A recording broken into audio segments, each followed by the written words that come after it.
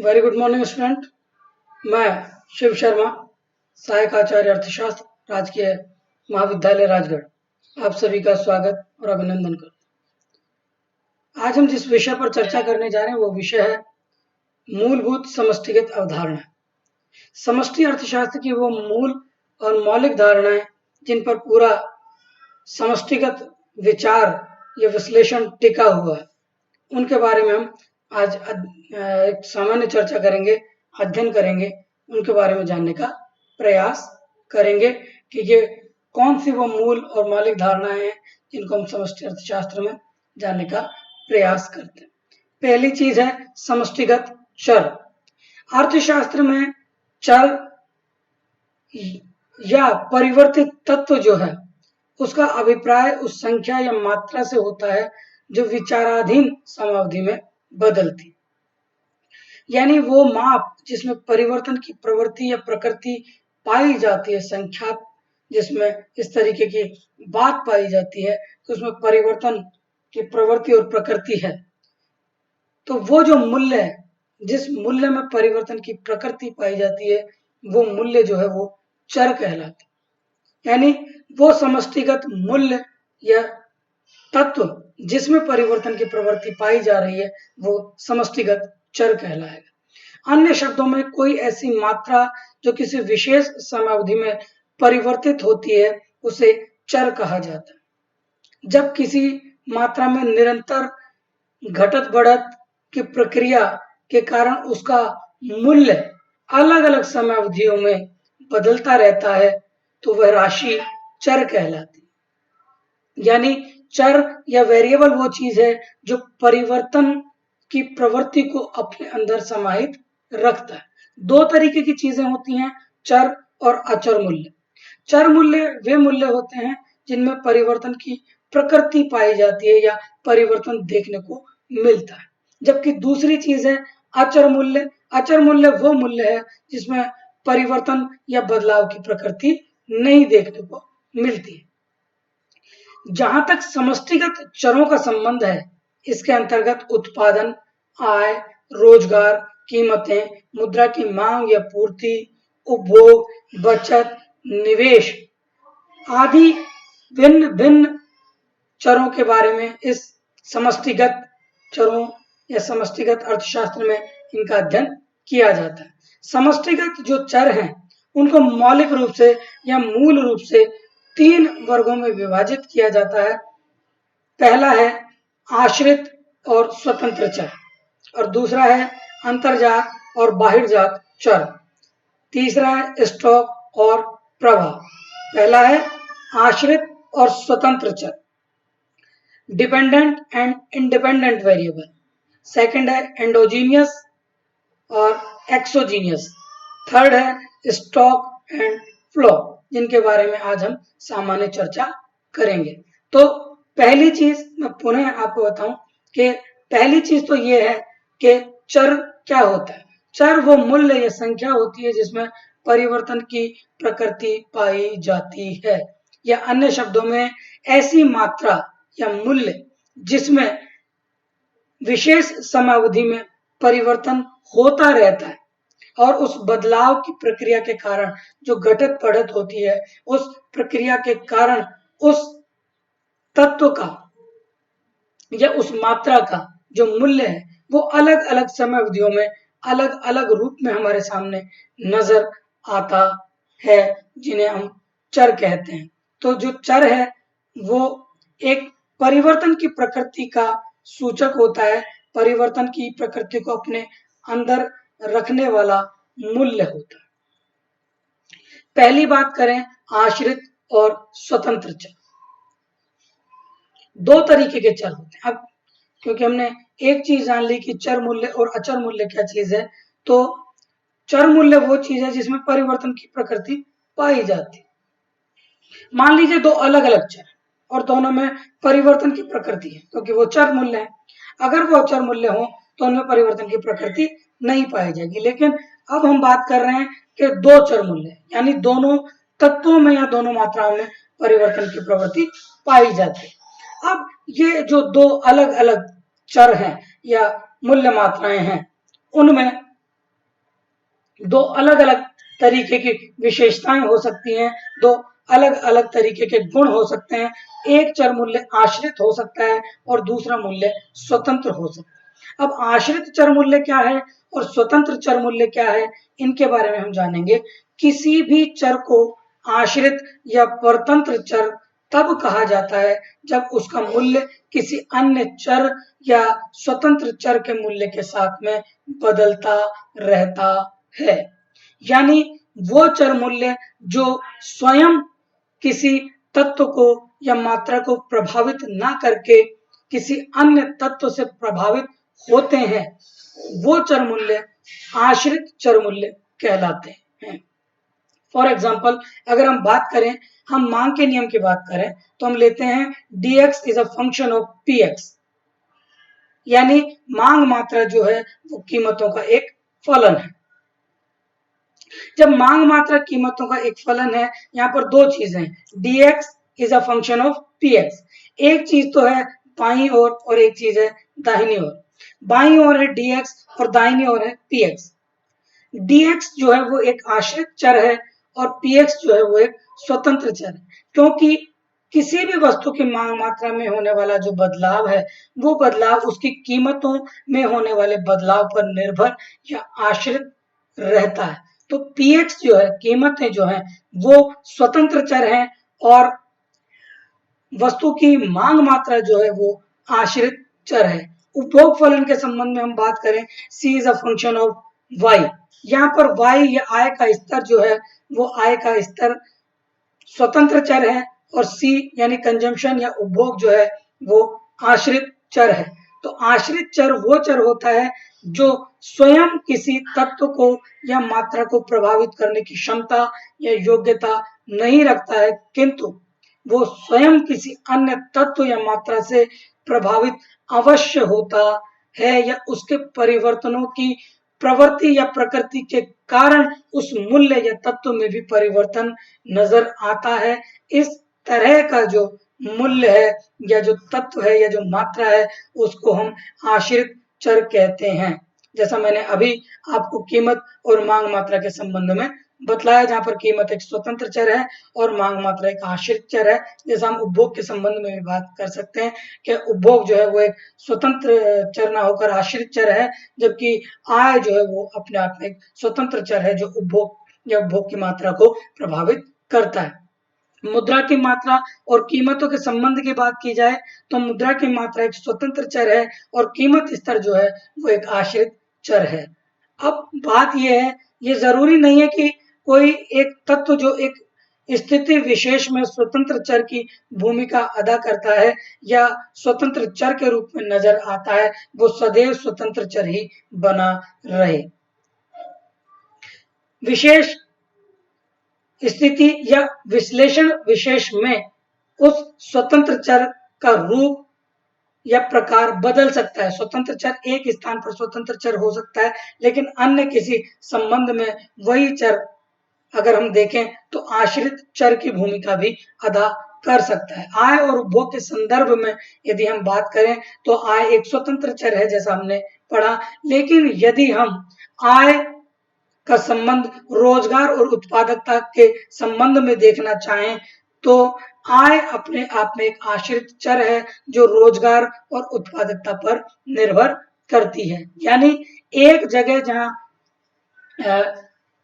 आय स्वतंत्र चर के रूप में है, वहीं दूसरी जगह या दूसरे संबंध में आय जो है वो परतंत्र चर या आश्रित चर के रूप में भी हमें देखने को मिलती है। तो ये आवश्यक नहीं है कि एक चर मूल्य जो एक स्थिति में स्वतंत्र चर की भूमिका निभा रहा है, वो सदैव स्वतंत्र चर के रूप में ही प्रदर्शित और प्रस्तुत किया जाएगा, ये आवश्यक नहीं है। अब बात करते हैं समष्टिगत चरों के दूसरे भाग की, अंतर्जात और बहिर्जात चर। अंतर्जात या एंडोजीनियस या आंतरिक चर से अभिप्राय उन चर मूल्यों से होता है जो आर्थिक प्रणाली या आर्थिक व्यवस्था के आंतरिक तत्व हैं, यानी वो आर्थिक प्रणाली के अंदर ही समाहित होते हैं। आंतरिक तौर पर आर्थिक प्रणाली को प्रभावित करने की योग्यता और क्षमता रखते हैं, बाहरी तौर पर वो आर्थिक प्रणाली को प्रभावित नहीं करते हैं। यानी वो तत्व जो आर्थिक प्रणाली में स्वयं विद्यमान है और आर्थिक प्रणाली या आर्थिक व्यवस्था को जो है प्रभावित करने की योग्यता और क्षमता रखते हैं, ऐसे जो चर मूल्य हैं उन चर मूल्यों को अंतर्जात या आंतरिक या कहें कि एंडोजीनियस वेरिएबल कहा जाता है। उदाहरण के लिए उत्पादन, रोजगार, आय का स्तर, निवेश, पूंजी की मात्रा, पूंजी निर्माण, ये जितनी भी चीजें हैं ये आर्थिक प्रणाली के अंदर ही समाहित हैं। जैसे निवेश भी प्रणाली में ही समाहित है, पूंजी या कैपिटल फॉर्मेशन या क्वांटिटी ऑफ मनी जो है, जो पूंजी की मात्रा है, वो आय का स्तर, उपभोक्ता की बचत या आर्थिक प्रणाली की बचत जिसकी हम बात करते हैं, रोजगार हो या उत्पादन हो, ये पूरे आर्थिक प्रणाली से जुड़े हुए तत्व हैं जो आर्थिक प्रणाली में ही पाए जाते हैं। इन्हें अंतर्जात या एंडोजीनियस वेरिएबल भी कहा जाता है। और दूसरी बात, बहिर्जात चर। बहिर्जात चरों से अभिप्राय उन चर मूल्यों से होता है जो आर्थिक प्रणाली में आंतरिक तौर पर समाहित नहीं रहते, वरन बाह्य तौर पर आर्थिक प्रणाली को प्रभावित करने की योग्यता और क्षमता रखते हैं। यानी बाहरी तौर पर वो आर्थिक प्रणाली को प्रभावित करते हैं। जैसे जनसंख्या का आकार, जनसंख्या की वृद्धि दर, श्रम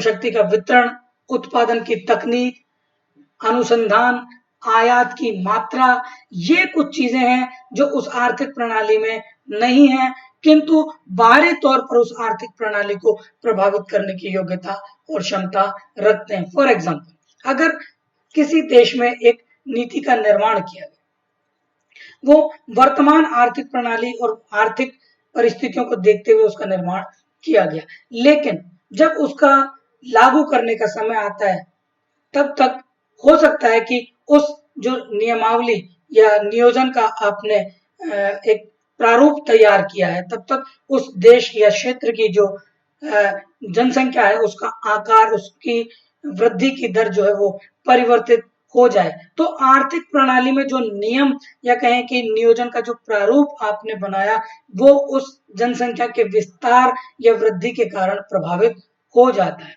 उत्पादन की तकनीक, अभी आप जिस तकनीक से उत्पादन कर रहे हैं, मान लीजिए एक और नवीन या उच्च तकनीक जो है वो उस प्रक्रिया में शामिल कर ली जाए, जो कि बाह्य तौर पर शामिल की जाती है, तो उत्पादन और उत्पादकता पर एक असर आपको देखने को मिलेगा, किंतु वो असर आंतरिक तौर पर या उस प्रणाली में मौजूद जो अन्य तत्व हैं या चर हैं उनके कारण नहीं, वरन उन तत्वों के कारण वो असर नजर आता है जो बाह्य तौर पर उस आर्थिक प्रणाली को प्रभावित करते हैं। तो बहिर्जात या एक्सोजीनियस वेरिएबल जो होते हैं वो होते हैं जो बाहरी तौर पर आर्थिक प्रणाली को प्रभावित करने की योग्यता और क्षमता रखते हैं, और अंतर्जात या एंडोजीनियस वेरिएबल वे वेरिएबल होते हैं जो कि आर्थिक प्रणाली में ही समाहित होते हैं और आर्थिक प्रणाली को प्रभावित करने की योग्यता और क्षमता रखते हैं। किंतु इन विभिन्न चरों में इस प्रकार का भेद कर पाना संभव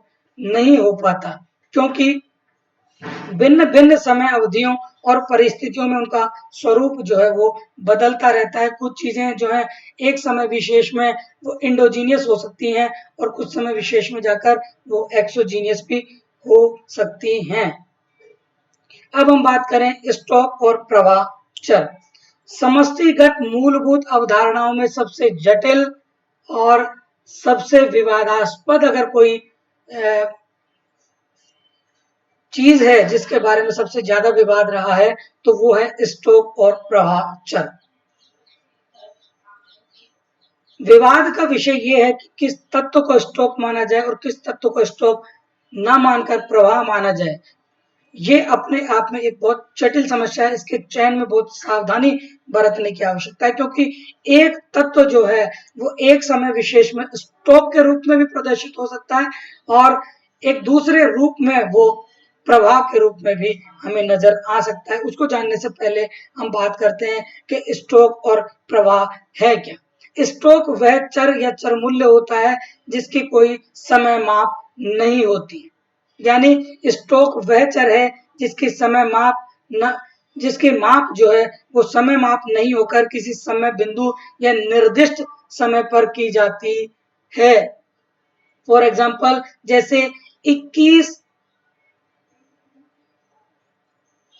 अगस्त 2020 को भारतीय विदेशी पूंजी भंडार की स्थिति।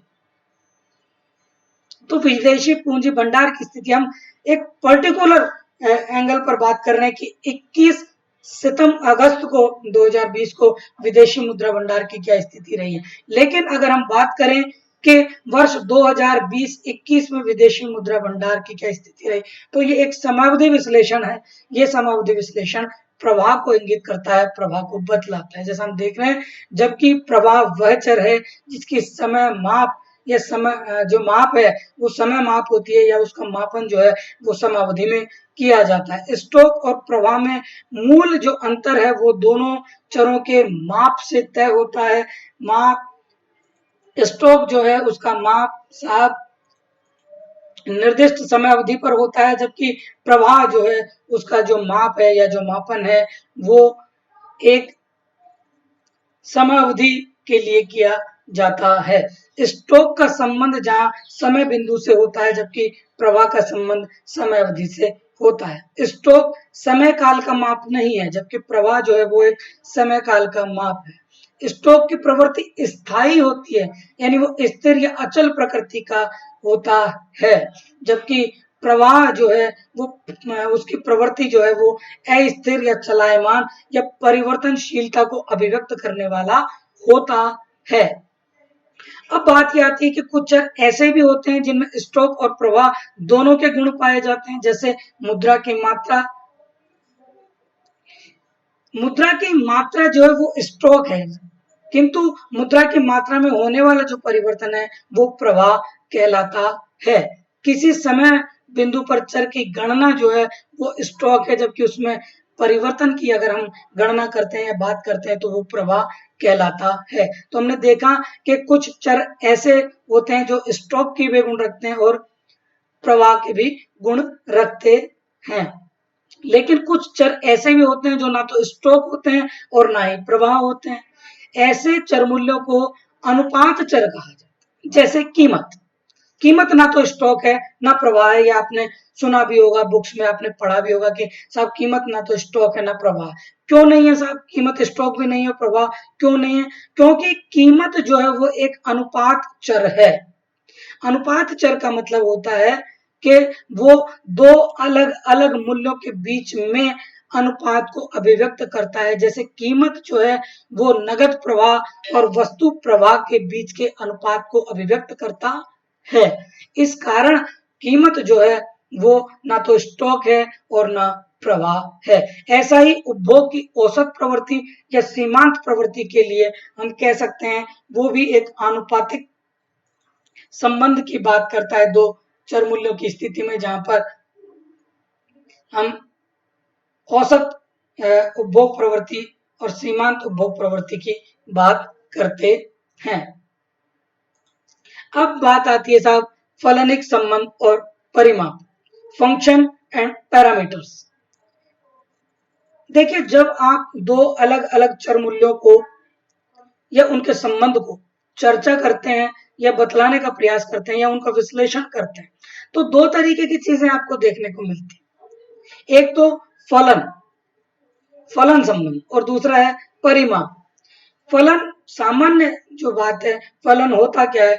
फलन दो चर मूल्यों के मध्य एक भौतिक संबंध को अभिव्यक्त करता है, या फलनिक संबंध से अभिप्राय दो या दो से अधिक चर मूल्यों के बीच में एक ऐसे संबंध की बात है जो एक चर की मात्रा में होने वाले परिवर्तन से दूसरे चर की मात्रा में होने वाले परिवर्तन में एक नियमित या पूर्व सूचनीय रूप से जुड़े हुए संबंध को अभिव्यक्त करता है।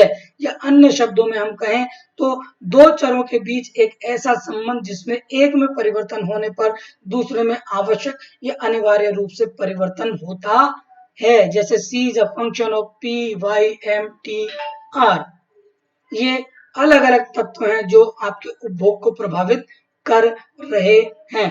अब आप संबंध बता रहे हैं उपभोग में और उपभोग को प्रभावित करने वाले तत्वों के मध्य में। तो ये जो संबंध है दो या दो से अधिक चरों के बीच में जो इस प्रकार का संबंध पाया जाता है उसको आप फलनिक संबंध कहते हैं। दूसरी चीज है परिमापी, पैरामीटर्स।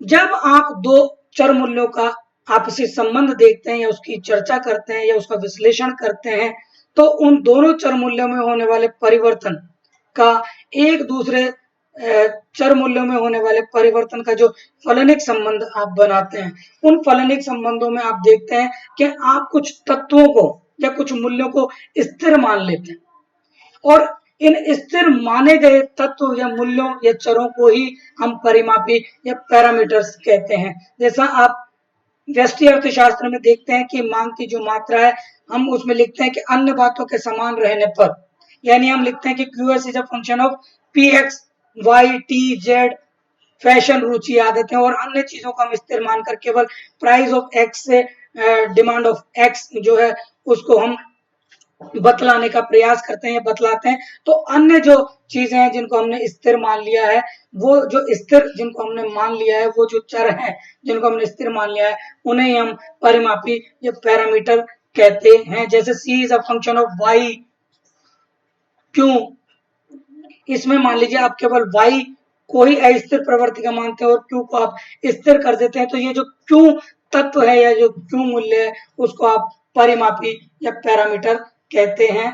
कि पैरामीटर जो है, मैं फिर से आपको बता दूं कि पैरामीटर जो है जब आप दो चर मूल्यों के बीच में संबंध को जानने का प्रयास करते हैं या उसका विश्लेषण करते हैं तो उन दो चर मूल्यों के संबंध में जब आप गणना करते हैं तो जिन तत्वों या चर मूल्यों को आप स्थिर मान लेते हैं उन स्थिर माने गए चर मूल्यों को ही हम परिमापी या पैरामीटर कहते हैं। अब कुछ अन्य सामान्य धारणाएं जिनके बारे में हम अध्ययन परिचर्चा करते हैं। पहला लेखांकन और सैद्धांतिक संबंध। लेखांकन जो संबंध है उसका जो तात्पर्य है या उसका जो मतलब है कि लेखांकन संबंध है क्या चीज। तो साहब लेखांकन संबंध जो है दो या दो से अधिक चर मूल्यों के बीच में पाए जाने वाला एक ऐसा संबंध होता है जो पूर्ण तरीके से प्रमाणित, स्वयं सिद्ध और समानिका के रूप में अभिव्यक्त किया जाता है। यानी उसमें किसी प्रकार की असत्यता की गुंजाइश नहीं है, ये सत्य पर प्रमाणित किए गए होते हैं। जैसे हम बात करें एस समानिका जो समीकरण होती है उसमें आप तीन बराबर की लाइनें देखते हैं। जैसे हम बराबर लिखते हैं उसमें तीन लाइनें खींची होती हैं। जो तीन लाइनें खींचे होने का जो बात है उसको हम समानिका समीकरण कहते हैं। समानिका समीकरण का मतलब यह है कि इधर का पक्ष और इधर का पक्ष दोनों एक दूसरे के बराबर हैं और वो सदैव बराबर रहेंगे, ये एक सत्य बात है। इस तरह का जो संबंध है दो चर मूल्यों के मध्य में जो स्वयं सिद्ध है उस स्वयं सिद्ध संबंध को हम लेखांकन संबंध कहते हैं। जबकि सैद्धांतिक जो संबंध है वो केवल एक अनुभवजन्य और व्यवहार में उस चीज को ऐसा पाया गया, इस प्रकार से जो संबंध का निर्माण है कि हमने ये पाया कि इन दोनों चीजों के बीच में एक जो संबंध है वो इस तरीके का अनुभव के आधार पर हमने संबंध पाया। जैसे हम उपभोग फलन के बारे में बात करें, C बराबर A+BY, यानी उपभोग फलन जो है वो उसके आंतरिक तत्व और BY यानी उसके सीमांत उपभोग प्रवृत्ति और उसके आय के अनुपात के जोड़ के बराबर होता है। पोस्ट और एक्स आंट जो एनालाइज है वो